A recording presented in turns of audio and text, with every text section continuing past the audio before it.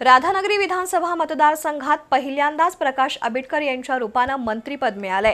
आबिटकर यांची मंत्रिपदी निवड झाल्याने त्यांचे जल्लोषी स्वागत करण्याचा निर्णय घेण्यात आलाय। गारगोटी इथं मतदारसंघातील प्रमुख कार्यकर्त्यांच्या बैठकीत स्वागताबाबत नियोजन करण्यात आलंय। प्रकाश आबिटकर मंत्री झाल्यानंतर शनिवारी प्रथमच गारगोटीमध्ये येत आहेत, त्यामुळे त्यांचं जल्लोषी स्वागत करण्याचा निर्णय मतदारसंघातील कार्यकर्त्यांनी घेतलाय। त्यासाठी राधानगरी, भुदरगड आणि आजरा तालुक्यातील प्रमुख कार्यकर्त्यांची बैठक गारगोटीमध्ये झाली। गोकुळचे संचालक नंदकुमार ढेंगे आणि भाजपाचे जिल्हाध्यक्ष नाथाजी पाटील यांची बैठकीला प्रमुख उपस्थिती होती। यावेळी प्रकाश आबिटकर यांना कॅबिनेट मंत्रीपद देऊन सन्मान केल्याबद्दल शिवसेना नेते नामदार एकनाथ शिंदे यांच्या अभिनंदनाचा ठराव मांडण्यात आला।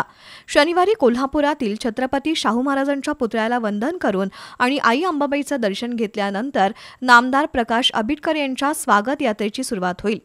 कोल्हापूर शहरातून राशिवडे जिल्हा परिषद मतदारसंघातील कार्यकर्ते स्वागत करतील।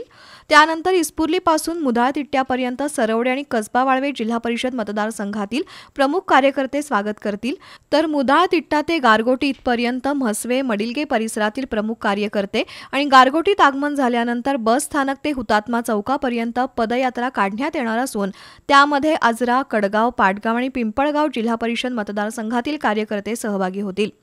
कार्यकर्त्यांनी गुलालाची उधळण न करता फुलांची उधळण करावी असं आवाहन प्राध्यापक अर्जुन आबिटकर यांनी केलंय। दरम्यान शनिवारी सायंकाळी 6 वाजता हुतात्मा क्रांती चौकात नामदार आबिटकर यांचा जाहीर सत्कार करण्यात येणार आहे। यावेळी कल्याण निकम आणि भाजपचे जिल्हाध्यक्ष नाथाजी पाटील यांनी नामदार आबिटकर यांच्या स्वागताबाबत विविध सूचना केल्या।